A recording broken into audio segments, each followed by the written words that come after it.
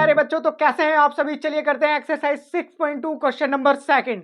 Question number second में आपको क्या करना है, आपको बताना है कि क्या ये इस ट्रायंगल में एक लाइन दूसरे लाइन के पैरेलल है या नहीं। अब सबसे पहले आपको इस क्वेश्चन में देख रखा है कि मान लीजिए एक ट्रायंगल है पी क्यू आर। कहता है कि दो पॉइंट्स हैं, पी क्यू के ऊपर है ई और पी आर के ऊपर है एफ। तो यहां पर मान लिया हमने कि ई है और यहां पे मान लिया हमने एफ है। अब आगे state whether E F is parallel to Q R. तो आपको इन तीनों सिचुएशंस को देख लेने, इन तीनों केसेस को, पहले अलग केस देखना है, सेकंड अलग और थर्ड अलग, और इनको बताना है कि क्या ये पैरेलल लाइन देते हैं या नहीं, मतलब ये इसके पैरेलल है या नहीं। तो पैरेलल कब होगा, जब इसके रेशो ये और ये जो रेशो में इक्वल हो जाए तो क्या हो जाएगा, EF is parallel to QR by converse of BPT। चलिए करते हैं इसको।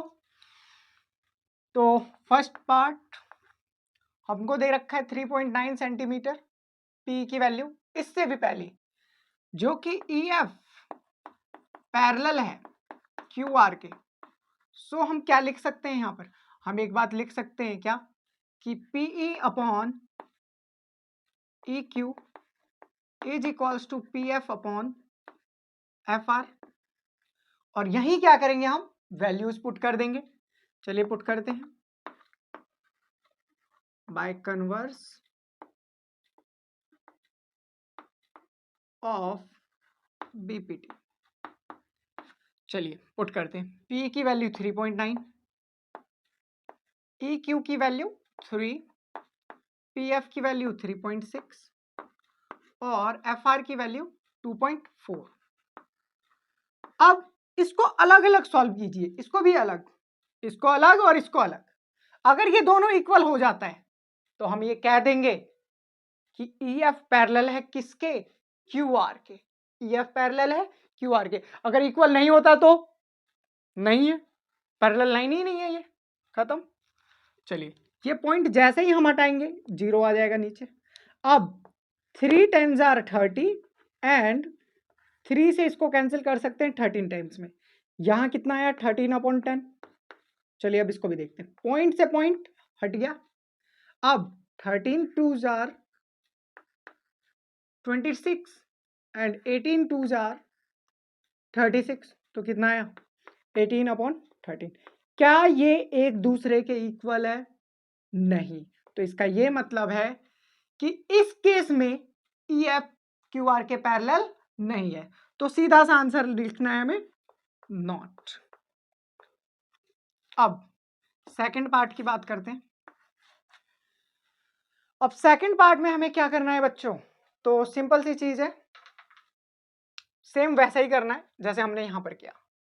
यहां पर हम डायरेक्ट सॉल्व करना शुरू कर रहे हैं, कहां से, यहां से सीधे वैल्यू पुट करेंगे और आंसर फाइंड करेंगे। चलिए तो पुट करते हैं। P की वैल्यू कितनी है बच्चों, P की वैल्यू 4, EQ की वैल्यू 4.5 और इसी तरह से PF। देखिए एक चीज और, चाहे ये QE हो या EQ हो, बात बराबर है, लेंथ तो इक्वल ही रहेगी ना। ठीक, अब PF की वैल्यू कितनी है 8, इसी तरह से RF की वैल्यू या FR की वैल्यू 9।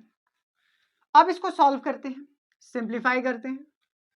क्या ये पॉइंट हट के ऊपर जा सकता है, हाँ बिल्कुल जा सकता है। 8/9 तो ये सिंपलेस्ट फॉर्म में ही है, इसको ऐसे लिख देते हैं, इसे भी कर देते हैं। 5 8 जा 40, 5 9 जा 45, तो ये भी कितना आ गया 8/9।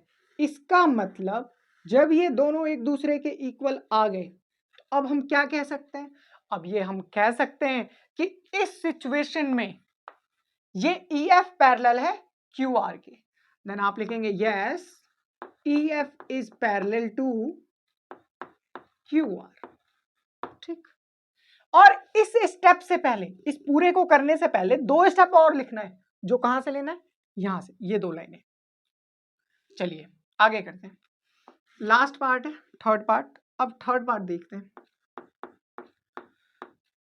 थर्ड पार्ट में भी डायरेक्ट वैल्यू पुट करते हैं। ये वाला पार्ट तो आपको खुद ही लिखना है। इसके बाद पी क्यू की value 1.28 upon 2.56 is equals to 0.18 upon 0.36। देखिए पॉइंट हट गया, पॉइंट हट गया, यहाँ से भी पॉइंट, यहाँ से भी पॉइंट। क्या कैंसिल कर सकते हैं? हाँ बिल्कुल। 2 टाइम्स में ये इसको काट देगा कुछ इस तरह से। तो यहाँ कितना है 1/2 और यहाँ 18 1 4 18 18 2 जा 36, मतलब यहाँ भी इक्वल हो गया। अब जो कि दोनों जगह इक्वल हो गए, हम इसको क्या लिख सकते हैं? Yes P Q is parallel to, sorry E F is parallel to Q R. तो ये था सॉल्यूशन क्वेश्चन नंबर 2 का। तो बच्चों उम्मीद करता हूं आपको समझ में आया होगा। मिलते हैं नेक्स्ट क्वेश्चन में। Thank you students.